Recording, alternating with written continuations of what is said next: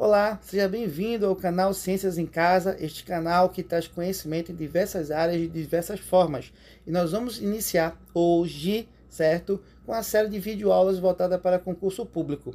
E o nosso foco de início será o IBAMA, o Instituto Brasileiro do Meio Ambiente e dos Recursos Naturais Renováveis. E nós vamos abordar de início uma série de videoaulas divididas, para não ficar uma coisa muito extensa, em 30 a 40 minutos, comentando um pouco sobre o Código Florestal, ou melhor, o novo Código Florestal. É a Lei 12.651 de 2012. Eu sou o professor Marcos Davi, fica aí ligadinho, roda a vinheta e já vamos voltar falando sobre esta lei que é tão importante para você que vai prestar este concurso.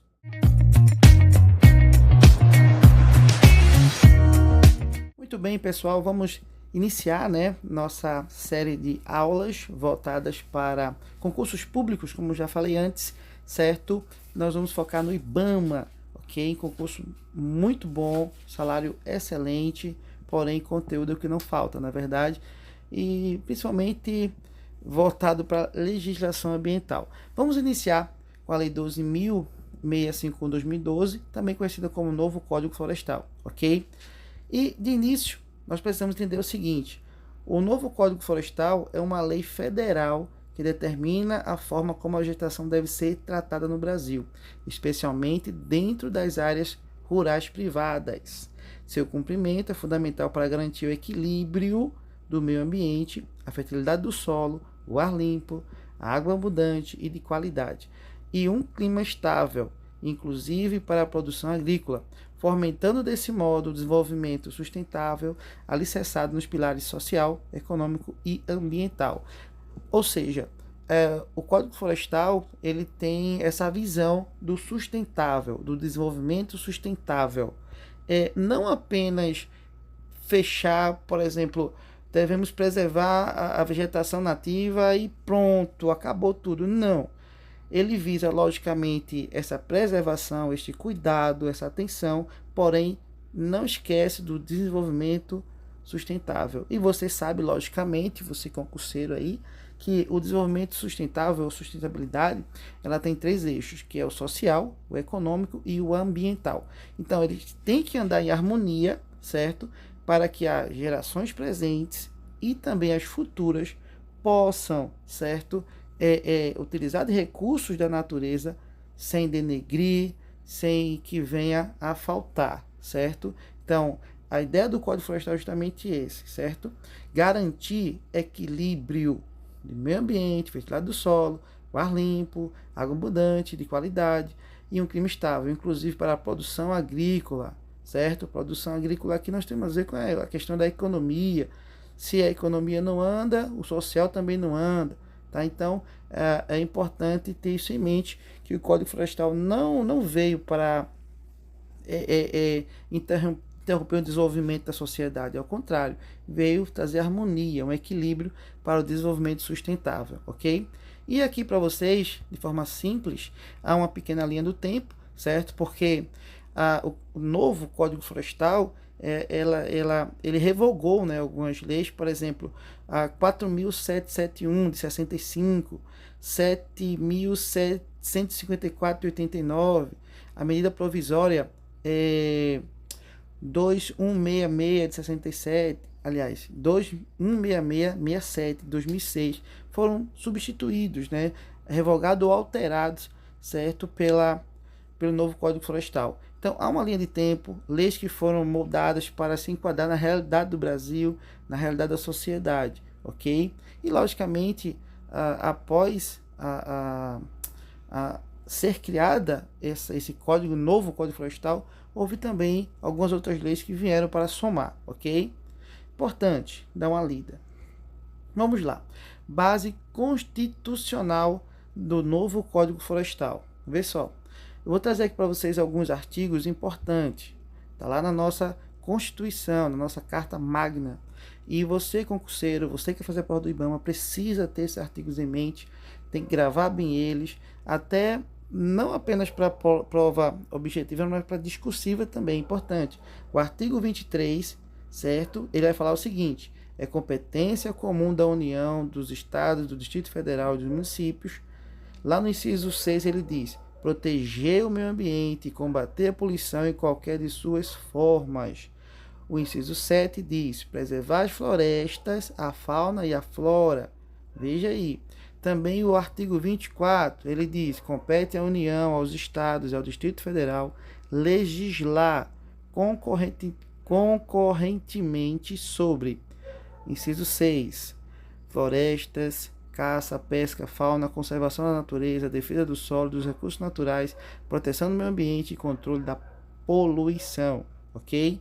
Mais um artigo, o artigo 30, compete aos municípios legislar sobre assuntos de interesse local, suplementar a legislação federal e a estadual no que couber, certo? Esse artigo 24 e o 30, é importante trazer essa observação, é o seguinte: o artigo 24 ele diz que quem tem a competência de legislar, de criar leis com relação às florestas, eu vou focar nesse termo, né?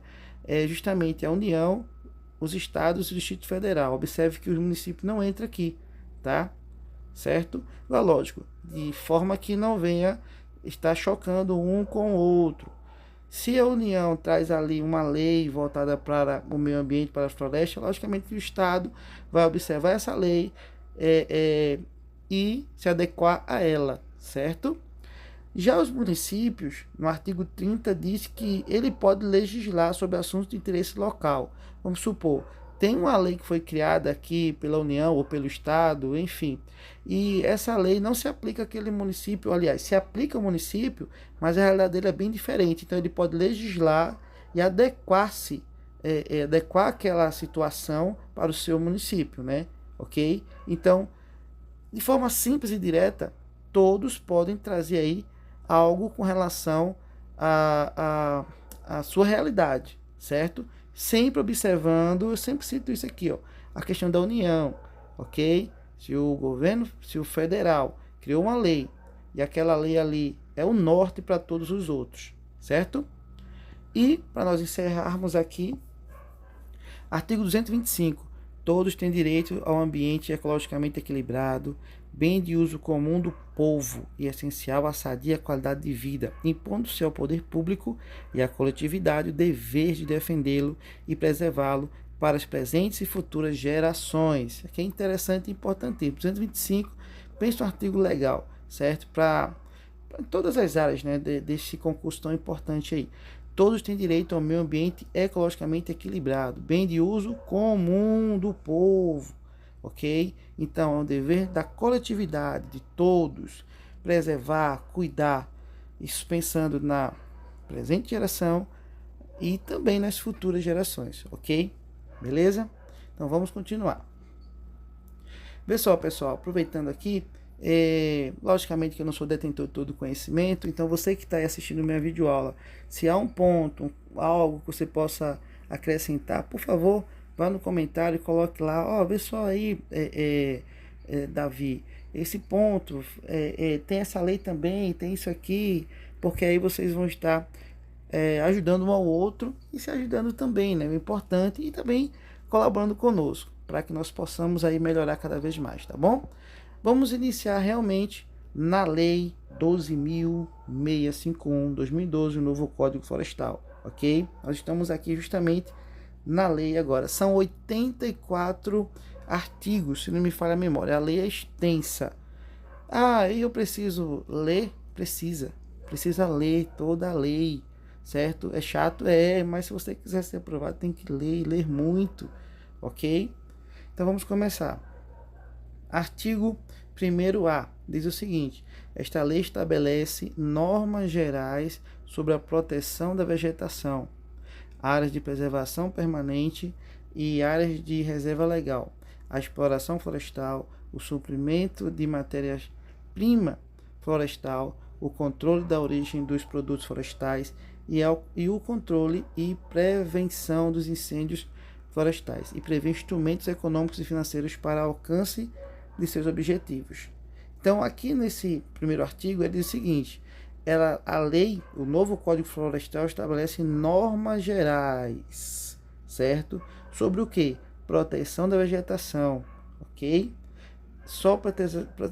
Proteção da vegetação. Como? Aí ele fala: as áreas de preservação permanente, as APPs, né? Ele diz também que as áreas de reserva legal, nós vamos falar depois sobre as APPs e as áreas de reserva legal, certo? Ele também diz que a lei traz normas com relação à exploração florestal, ao suprimento de matérias-prima florestal. Ele diz que também o controle da origem dos produtos florestais, e ele fala sobre o controle e prevenção dos incêndios florestais. Tudo isso, a lei vai nos trazer normas gerais, a lei vai ter esse olhar voltado para esses pontos todos aí. E além disso, ainda diz, prever instrumentos econômicos e financeiros para o alcance de seus objetivos. Esses pontos aqui, eu aconselho você pegar o caderninho e botar lá. O novo Código Florestal estabelece normas gerais para quê? Aí ele vai falar sobre proteção da vegetação. Aí começa. Você fazendo esses pontos aí, essas anotações, você vai absorver melhor ainda o conteúdo, tá bom? Vamos adiantar. Parágrafo único. Tendo como objetivo o desenvolvimento sustentável. Lembra que eu falei anteriormente? O novo Código Florestal, ele vai ver a questão do desenvolvimento sustentável, alicerçado nos 3 eixos que eu já falei, o econômico, social e também o ambiental, tá bom? A gente precisa desenvolver, precisa, mas não podemos esquecer do ambiente. Nós não somos dono do ambiente, nós fazemos parte desse ambiente, né? Desse meio ambiente. Então precisamos cuidar, pensando na nossa geração, mas sem esquecer das futuras gerações, ok? E ele diz assim, esta lei atenderá aos seguintes princípios. Vamos lá. Primeiro princípio do novo Código Florestal. Inciso 1. A afirmação do compromisso soberano do Brasil com a preservação das suas florestas e demais formas de vegetação nativa, bem como da biodiversidade, do solo, dos recursos hídricos e da integridade dos sistemas climáticos, para o bem-estar das gerações presentes e futuras, ok? Então, o primeiro princípio do novo Código Principal é justamente esse, a afirmação, é dizer assim, o Brasil tem um compromisso soberano em preservar as suas florestas e demais formas de vegetação nativa, certo? Aí ele fala, a biodiversidade, até porque o Brasil é um país gigante e a diversidade de vida no nosso país é enorme, tá? E ele diz mais, que tem um compromisso soberano de preservar o solo, recursos hídricos, importantíssimo, e também a questão da integridade do sistema climático. Quando ele fala integridade do sistema climático, ele está falando o seguinte, tenha cuidado para que o clima não venha mudar devido a ações antrópicas, certo? Por exemplo, ter cuidado com a questão da emissão de CO2, ter cuidado com a emissão de metano também, tá? E outros gases aí que contribuem bastante para o aquecimento global, tá? E mudança do clima no caso, ok? E ele fecha dizendo, tudo isso visando o bem-estar das gerações presentes e futuras, certo? Vamos lá. O inciso 2 diz, a afirmação da importância da função estratégica da atividade agropecuária e do papel das florestas e demais formas de vegetação nativa na sustentabilidade, no crescimento econômico, na melhoria da qualidade de vida da população brasileira e na presença do país nos mercados nacionais e internacionais de alimentos e bioenergia. Esse inciso 2, ele diz, reafirmação da importância da função estratégica da atividade agropecuária e do papel das florestas e demais formas de vegetação nativa na sustentabilidade. Então ele diz que a agropecuária, logicamente, nós temos aí a questão da agricultura e da pecuária, né? Então, essas atividades econômicas devem estar alinhadas, certo? Com o cuidado também das florestas e todas as outras formas de vegetação nativa. Tudo isso visando a sustentabilidade. Por quê? Porque tem que haver um crescimento econômico sem perder justamente a qualidade de vida, sem perder a qualidade do ambiente. Ele não diz mais no final que o nosso país também está presente a questão do mercado nacional e internacional de alimentos e bioenergia, certo? Importantíssimo esse texto da lei para você absorvê-lo e galgar uma nota excelente aí na sua prova. Vamos continuar. Ainda no artigo 1, ele diz mais um princípio: ação governamental de proteção e uso sustentável de florestas, consagrando o compromisso do país com a compatibilização e harmonização entre o uso produtivo da terra e a preservação da água, do solo e da vegetação. Esse inciso 3 vai justamente bater em tudo que eu venho falando até agora. Sustentabilidade. Preciso utilizar o que a natureza me dá, certo? Me dá entre aspas, o que ela disponibiliza, né? Mas sem destruir, sem acabar, sem vir a trazer prejuízos futuros para todos. Então, ele fala ação governamental de proteção e uso sustentável de floresta. Ele fala consagrando, firmando, certo? Esse compromisso do país com a compatibilização. Compatibilizar e harmonizar o que? O uso dos produtos da terra e a preservação da água, do solo e da vegetação. Esse compatibilizar e harmonizar é justamente isso. Eu preciso ter essa ideia de sustentabilidade. Preciso usar, sim, mas eu também tenho que preservar tudo o que a natureza dispõe, ok? O inciso de número 4. Responsabilidade comum da União, Estado, Distrito Federal e municípios, em colaboração com a sociedade civil, na criação de políticas para a preservação e restauração da vegetação nativa e de suas funções ecológicas e sociais nas áreas urbanas e rurais. Então, o inciso 4 diz que é uma responsabilidade comum. Por que comum?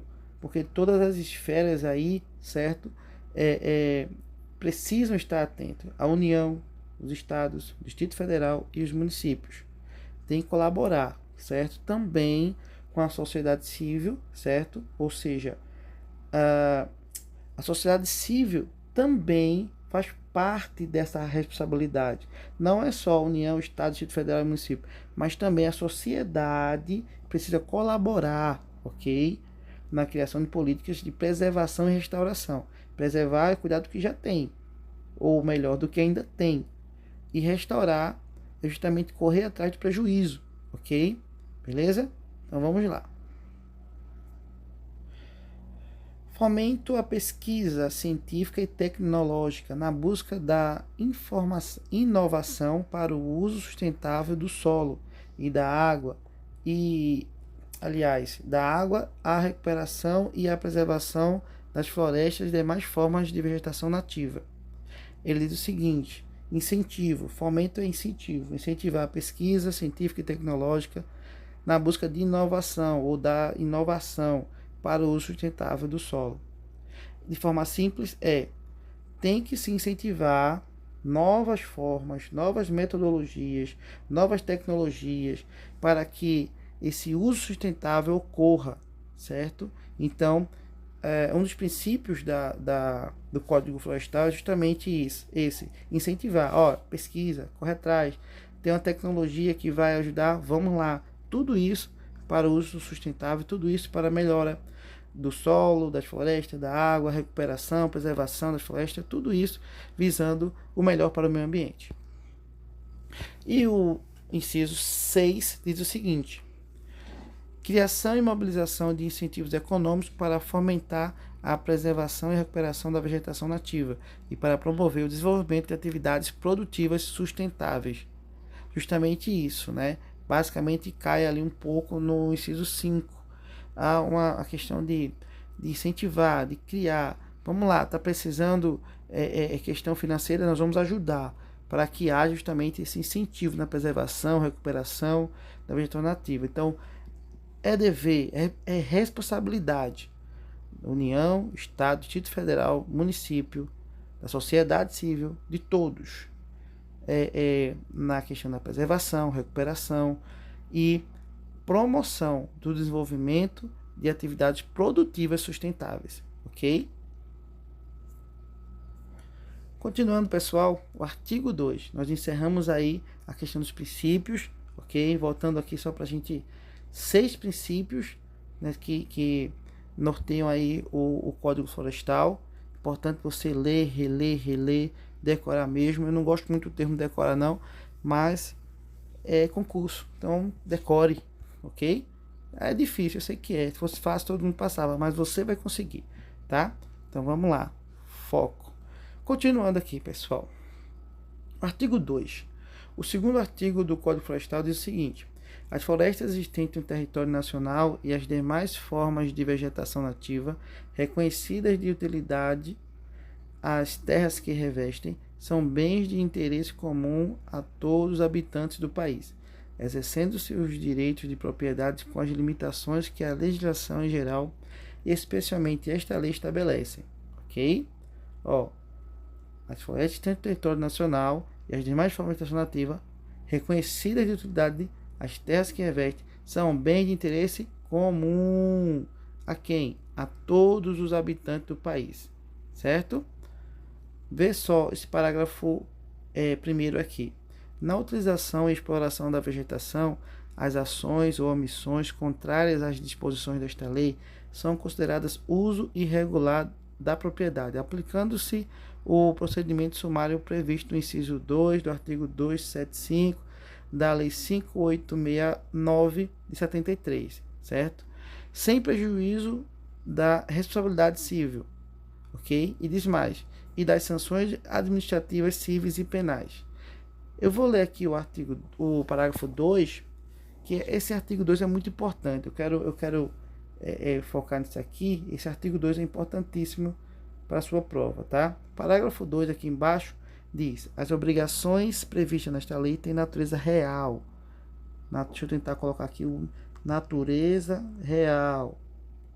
Natureza real. Não vai nem que eu estou usando o celular para fazer isso aqui, então tá difícil. E são transmitidas ao sucessor de qualquer natureza, no caso de transferência de domínio ou posse do imóvel rural. O que quer dizer tudo isso?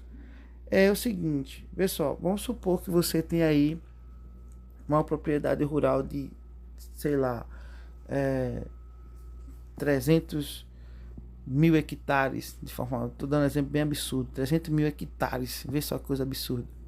E você vendeu aí, um exemplo, você acabou com a terra, você acabou com a natureza, você acabou com a vegetação nativa, você, sabe, você denegriu bastante, você trouxe um prejuízo gigante para o meio ambiente. Mas aí você vendeu essa sua terra aí de 300 mil hectares.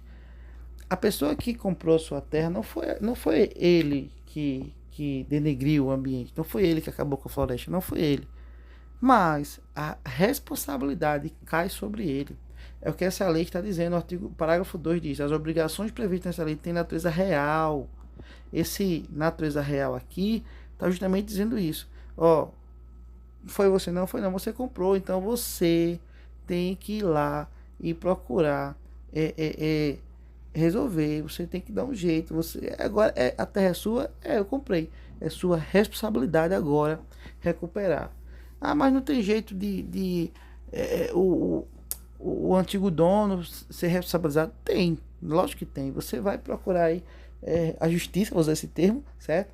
Você vai procurar os meios legais e logicamente vão buscar ele. Mas você, que é o novo dono da terra, cai sobre você a responsabilidade de recuperar tudo aquilo que foi perdido, tá bom? É o que o artigo 2, em seus 2 parágrafos, nos traz essa verdade. Se liga bem nesse todo aqui, porque cai bastante em provas, tá? Eu vi bastante vídeos por aí falando sobre isso também, e também eu vi uma prova, se não me falha a memória, uma questão muito parecida com essa, tá bom? Vamos lá. Continuando aqui, gente, deixa eu voltar. O artigo 3 diz: para efeito desta lei, entende-se por... Pessoal, esse artigo 3 aqui, ele vai nos trazer definições. E são muitas definições, muitas mesmo, ok? Ah, é chato, não vou ler. Tem que ler, cara, tem que ler mesmo.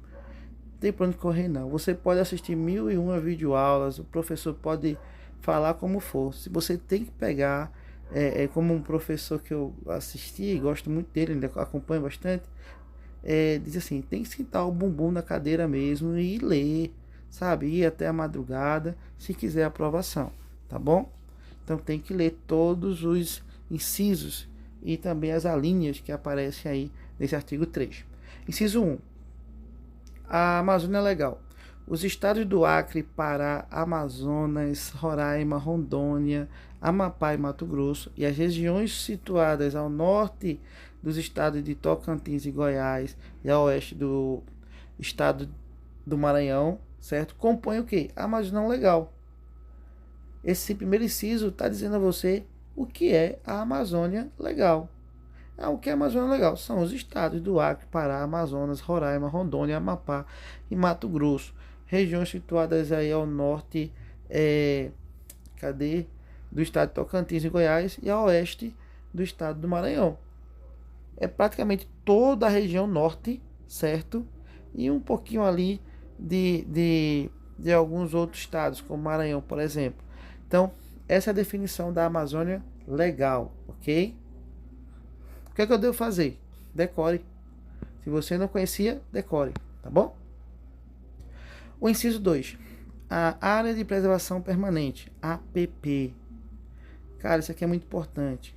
Tudo aqui é importante, né? Mas aqui também pense, APP, Área de Preservação Permanente. Área protegida, coberta ou não por vegetação nativa, com a função ambiental de preservar os recursos hídricos, a paisagem, a estabilidade geológica e a biodiversidade, facilitar o fluxo gênico de fauna e flora, proteger o solo e assegurar o bem-estar das populações humanas. Então, essa é a definição de APP, certo? É uma área protegida, certo? Uma área protegida, belezinha? No Brasil tem muitas APPs, né? Área de proteção permanente, onde ali, por lei, é delimitado e diz assim, ó, essa área aqui é protegida, não entre, não mexa, aqui você não pode, sabe? Tem lá a questão das reservas extrativistas, lógico, mas são áreas que têm um cuidado gigantesco, tá bom? APPs são protegidíssimas. Por que tem que ser protegidas? Qual a função dela? A função é preservar. Preservar o quê? Recursos hídricos, paisagem, estabilidade geológica, a biodiversidade e facilitar o fluxo gênico de fauna e flora. Esse fluxo gênico é a questão da reprodução, né? Do fluxo de genes entre as espécies, facilitando também o chamado especiação, né? Que é a formação de novas espécies. Então, quando há uma preservação de uma determinada área, você vai facilitar logicamente esse fluxo gênico, né? Entre a fauna e a flora, tá? Para que haja perpetuação das espécies, tá bom? Proteção do solo e assegurar o bem-estar das populações humanas. Como sempre, não é uma questão apenas ambiental, florestal, não. É sustentabilidade econômico, social e também ambiental, tá bom? 3. Reserva legal. Área localizada no interior da propriedade ou posse rural. Eu quero parar aqui e fazer uma comparação. Vê só. A APP é uma área protegida por lei, certo? É algo aí que tem a ver com a União, com o Estado, com o Distrito Federal, com o município, enfim. Já a reserva legal não. Ela está localizada onde? No interior de uma propriedade ou posse rural. Aqui eu tenho algo particular, aqui eu tenho algo público. Vou colocar dessa forma, tá bom? Então a reserva legal, ela existe dentro de uma propriedade que tem um dono, que tem alguém ali que comprou aquela terra dele, mas ali ele resolveu fazer uma parte daquela terra, ele vai cuidar dela. Aí se torna reserva legal. Continuando. É delimitada nos termos do artigo 12, com a função de assegurar o uso econômico de modo sustentável dos recursos naturais do imóvel rural, auxiliar a conservação e a reabilitação dos processos ecológicos e promover a conservação da biodiversidade, bem como o abrigo e a proteção de fauna silvestre e da flora nativa, tá bom? Então, você é proprietário de uma determinada área e diz assim, ó, eu vou separar aqui uma parte para que a natureza desenvolva, para preservar aqui a floresta, para que haja sei lá, os cursos de água aí, recursos hídricos possam fluir melhor, enfim, decidiu. Então você decidiu fazer uma reserva legal ali, naquela área ali, que não é do poder público, é algo privado, mas foi criado ali para a preservação do meio ambiente, visando justamente a conservação da biodiversidade. Beleza? Belezinha? Já a APP não. A APP é uma área que é delimitada já, ó, o governo, vou colocar dessa forma, tá? A entidade pública vai lá e diz assim, vê só, essa área aqui é protegida, certo? É um bem comum de todos, é um APP, aqui nós vamos cuidar, tá? Já a reserva legal, o proprietário diz, eu vou separar essa parte e vamos cuidar para o desenvolvimento ecológico, biológico, enfim, tá? Deu para entender? É bem simples, na verdade, a diferença entre reserva legal e uma APP, área de preservação permanente. E lá no inciso de número 4 diz o seguinte: área rural consolidada, área de imóvel rural com ocupação antrópica pré-existente a 22 de julho de 2008, com edificações, benfeitorias ou atividades agro-silvio-pastoris, admitida neste último caso a adoção do regime de Pousio. O que é isso? Essa área rural consolidada justamente é uma área, eu vou colocar em termos bem simples. Imagina aí que você tem dono de uma área extensa, grande, né?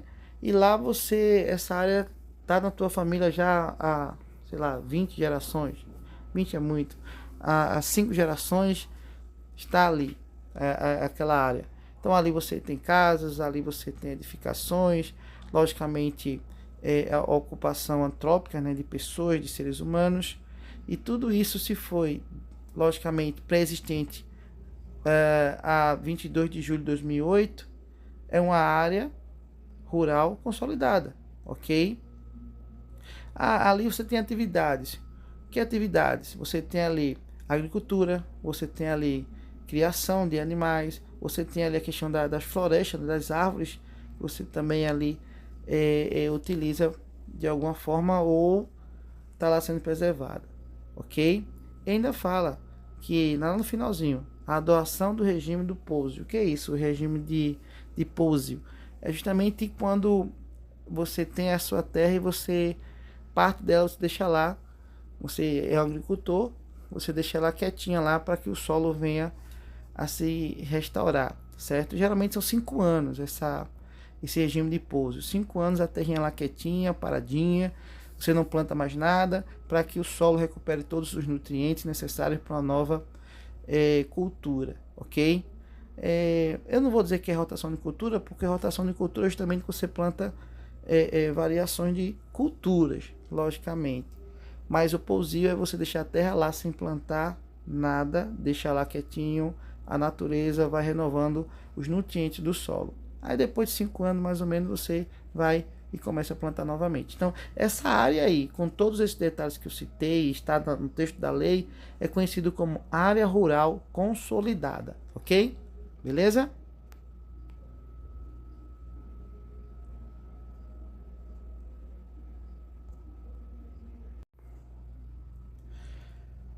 Muito bem, vamos continuar, né? Artigo 3, ainda no artigo 3, como eu disse, são muitos incisos e você precisa ler cada um deles, ok? Continuando aí o inciso 5, ele diz: o que é uma pequena propriedade ou posse rural? Ele explica: aquela explorada mediante o trabalho pessoal do agricultor familiar e empreendedor familiar rural, incluindo os assentamentos e projetos de reforma agrária, e que atenda ao disposto no artigo 3 da Lei 11.326 de 2006. Ok? Então, essa é uma pequena propriedade ou posse rural. Repetindo para vocês, aquela explorada mediante trabalho pessoal do agricultor familiar e empreendedor familiar rural. Essa aí é a chamada pequena propriedade ou posse rural familiar. Uso alternativo do solo. substituição de vegetação nativa e formações sucessoras por outras coberturas do solo, como atividades agropecuárias, industriais, de geração e transmissão de energia, de mineração e de transporte, assentamentos urbanos ou outras formas de ocupação humana. Uso alternativo do solo, muito fácil de definição, tá? Uso alternativo, de forma simples, o que seria o uso alternativo do solo? É justamente isso. Você tem lá uma vegetação nativa, linda e maravilhosa, perfeita, certo?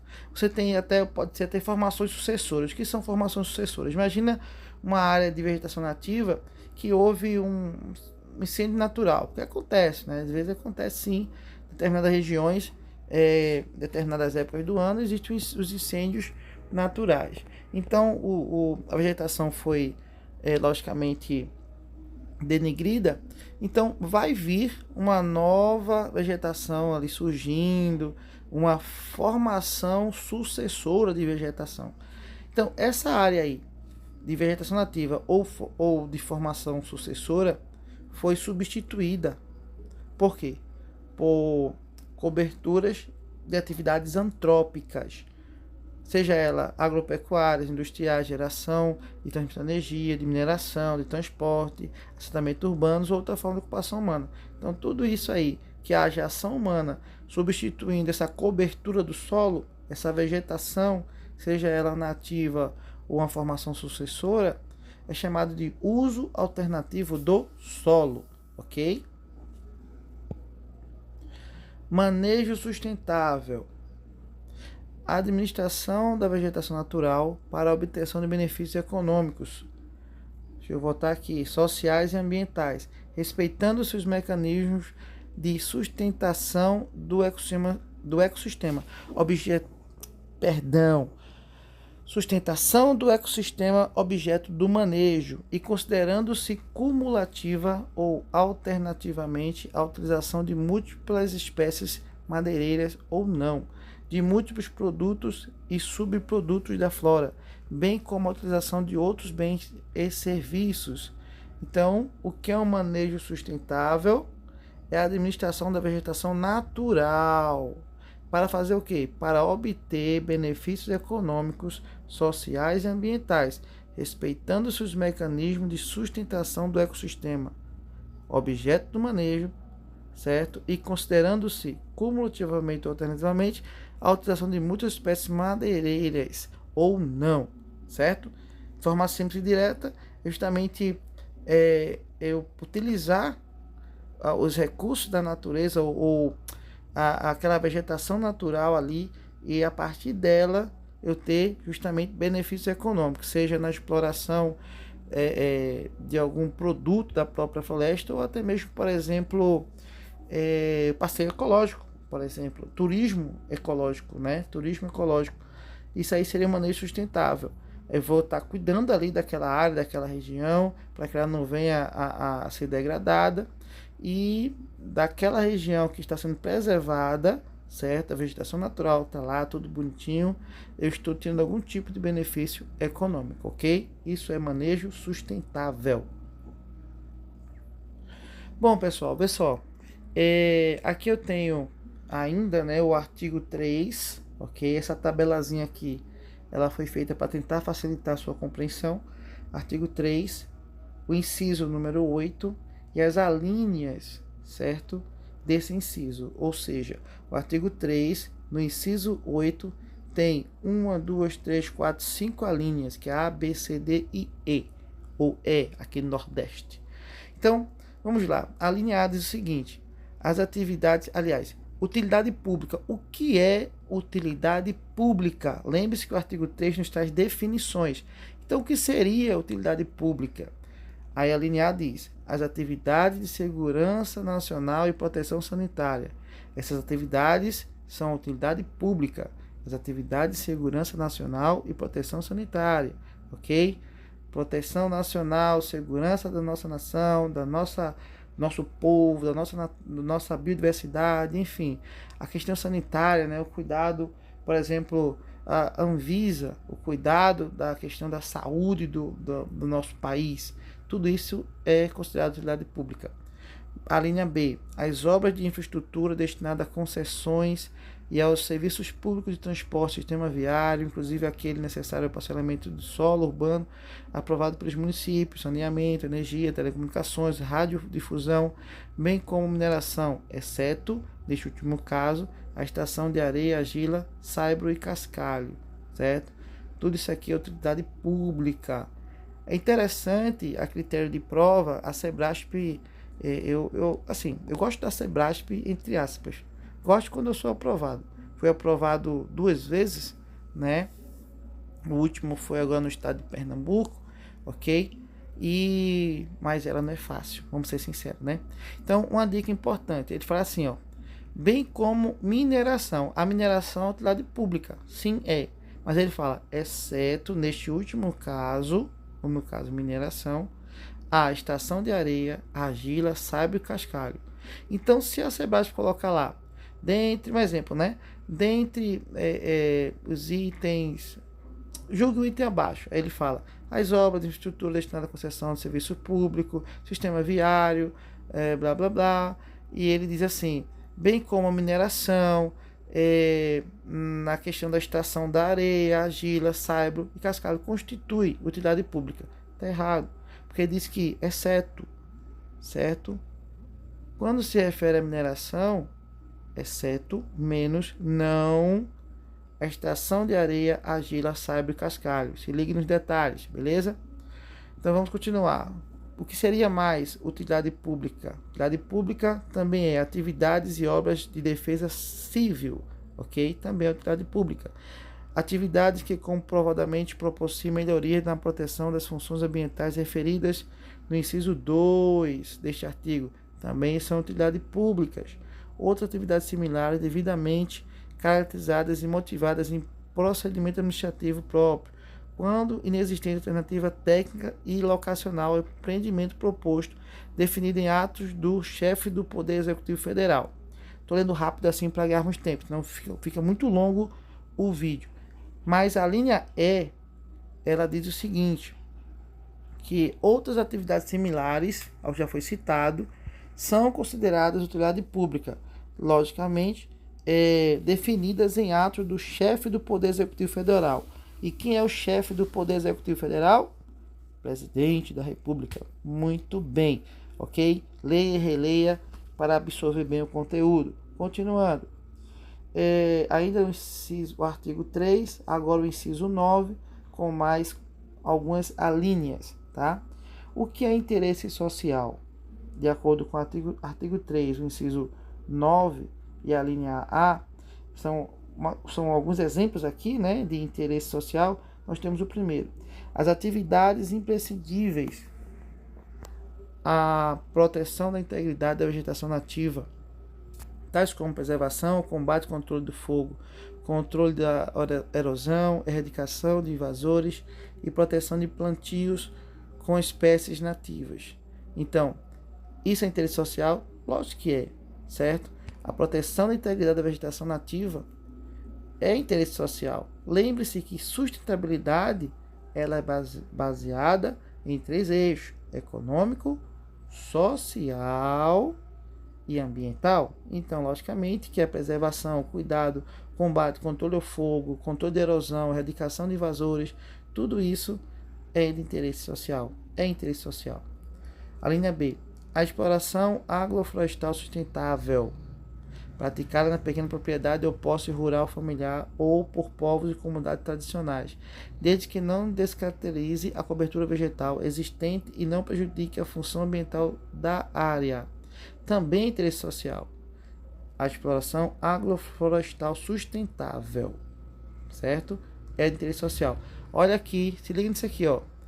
Ele fala tudo isso aqui e fala, desde que não descaracterize a cobertura vegetal existente e não prejudique a função ambiental da área. Aí a Sebrasp vem, mesmo que prejudique, ou mesmo que, né, descaracterize a cobertura vegetal existente, blá blá blá.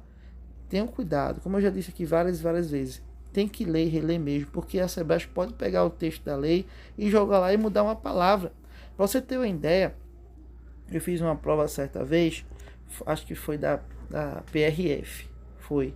E a última questão, a 120, não sei nem dizer, 120ª, 20ª questão, é isso aí. Falava sobre o artigo 5º, né, onde dizia assim, que todos podem reunir-se pacificamente em locais públicos, exigindo-se apenas aviso prévio à autoridade competente. Mais ou menos assim. Aí a banca colocou lá o texto, mas tirou locais públicos. Já cansado de tanto ler, marquei como estava certo, mas estava errado, porque eu só posso pedir aviso prévio à autoridade pública se for em locais públicos, ok? Muito bem, vamos continuar, né, gente? Deixa eu ver aqui. A linha C, certo? A implantação de infraestrutura pública destinada a esportes, lazer e atividades educacionais e culturais ao ar livre em áreas urbanas e rurais consolidadas, observando as condições estabelecidas nesta lei.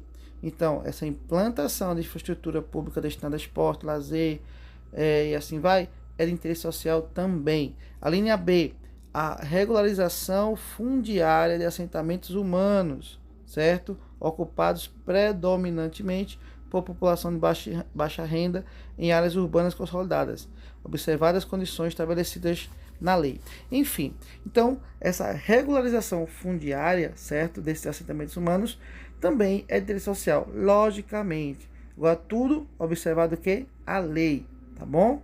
Então, leia e releia o que são, né, exemplos de interesse social, tá bom? Vamos continuar. Ainda no artigo 3, inciso 9, mais a linha sobre interesse social. A linha E diz que a implantação de instalações necessárias à captação e condução de água de efluentes tratados para projetos cujos recursos hídricos são partes integrantes e essenciais da atividade. É interesse social também. Esse efluentes aqui é justamente tem a ver com poluição, tá? Afluente é diferente de efluente. Se liga nisso aqui, ó. Tá vendo aqui? Efluentes. Efluente é uma coisa, afluente é outra, tá? Efluente tem a ver com resíduos, né? Com água poluída que foi tratada, certo? Então tem que ter esse cuidado aí com relação a esse termo. Deixa eu voltar aqui, ok?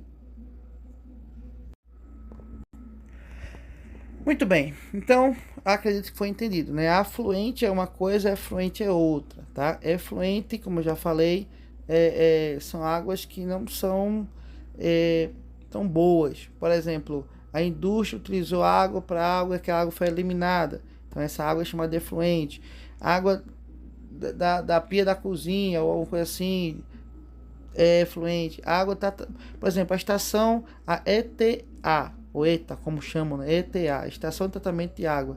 O resíduo que foi, a água tratada foi lançada no ambiente, é chamado de efluente, tá? Ah, mas a água da ETA, da ETA, é uma água tratada. Sim, mas pode existir algum agente biológico ainda, certo? Ela não é 100%. Então também é efluente, ok? Então não confunda, porque a banca pode colocar aqui em vez de efluente, afluente. A gente está lendo tanto, né? E acaba, por exemplo, interesse social. Exemplo de interesse social: a implantação de instalações necessárias à captação e condução de água de afluentes tratados para projetos cujos resíduos.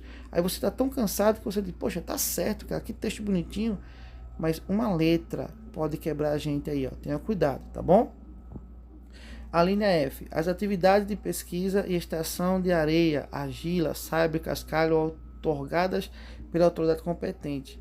Vê aí, ó, interesse social.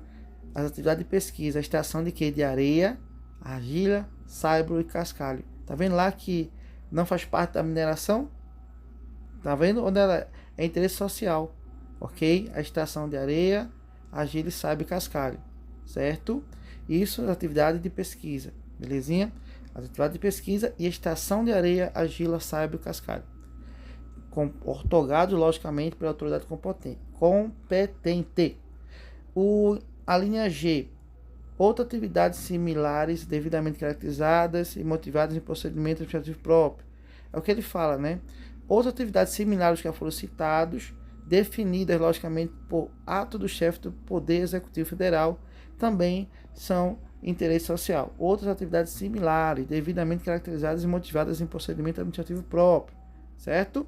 Ok? Importante, leia e releia para conseguir uma boa nota. Vamos adiantar aqui para a gente encerrar, tá bom? Deixa eu ver, atividades.